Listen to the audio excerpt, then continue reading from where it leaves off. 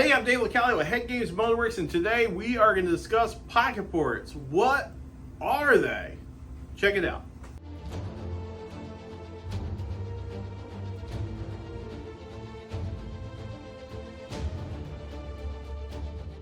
Alright, so a lot of people think a pocket port is the same as a full port, or actually they just don't even know what it means because they hear the word port and they think, oh, you're doing everything. No, we're not doing everything.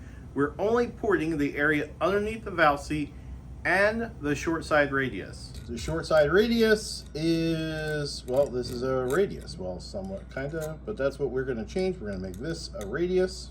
What we'll do is we'll measure this and we'll measure the valve, and we're going to port this to a certain percentage of the size of the valve. So you see here that the bowl is 1/146 and the valve is 1/319. So we measure the valve, we measure the bowl, and now we're going to go into the calculator. So in the calculator, we're going to do 1.148, divide that by the size of the valve, and that's 1/320, equals 87%. So there is some room for activities. I would just say your guide is you do not want to be over 90% of the size of the valve. You can be within 87 to 90, and there is some room there to port it, and just don't be that guy who goes and makes the bowl right to the 45, because now you'll make it too big and you're going to slow the air down.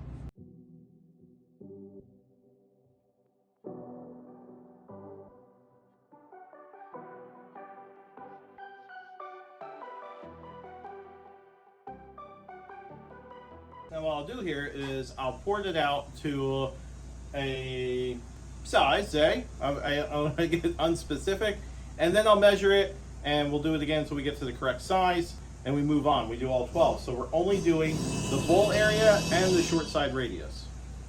All right, so follow along. We start off with this, stock guides, stock steel guides, unported port, and now it's ported. So we ported the area underneath the valve seat and the short side. You can see it only goes to this area here, does not go past the valve guide boss. So we ported this and the short side radius.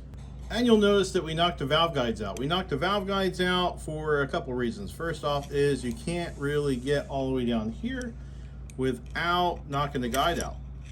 And down here and all around here, there is CFM here to gain if we knock the guide out. And here you have the final product. So you have a bronze guide. We always use GSC valve guides. They are the best.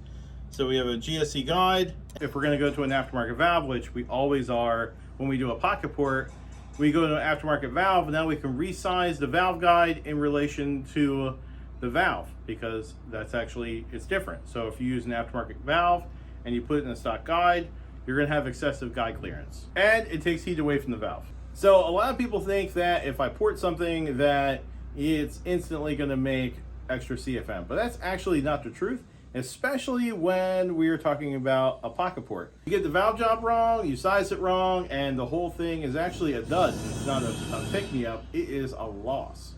Doesn't matter how much you port, it's how much you blend. So here's another view from the port side. We are porting the area underneath the valve seat and the short side. We're stopping here, and you can see the runner is bone stock. This is not a full port, because a full port looks different. So this is the difference in a full port. So in a full port, you can tell that we were only working all the way up here. In a full port, we are doing the entire port, and each wall, the whole 9 yards gets touched.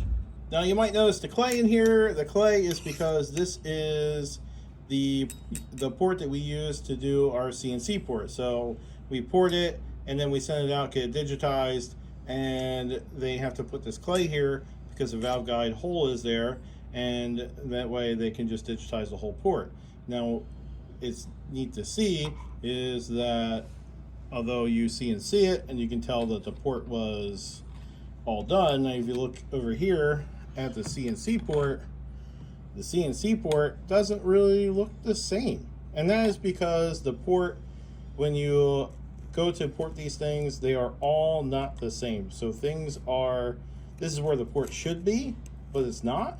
And that's because we're dealing with an inferior part. The difference here is the CNC is a very precise tool, but you're not working on a very precise part.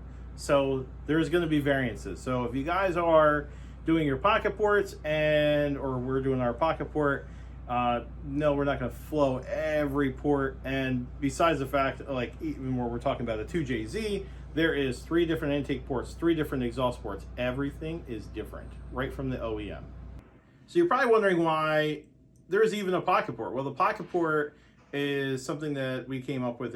We kind of stole it from the domestic side. I'm actually a domestic guy, and we port the area underneath the bowl and the short side. It's something that they do all the time, and it's actually the most crucial area of any cylinder head. There is not a cylinder head on the planet that doesn't gain CFM from porting the area underneath, or at least OEM head that you can port and it doesn't pick up. So, but it has to be combined with a valve job. Not any valve job will work. It has to be the right valve job, and those are very hard gains to get. You really have to put it on the flow bench. There is a lot of R&D that goes into that. It's not just a wham bam thank you ma'am.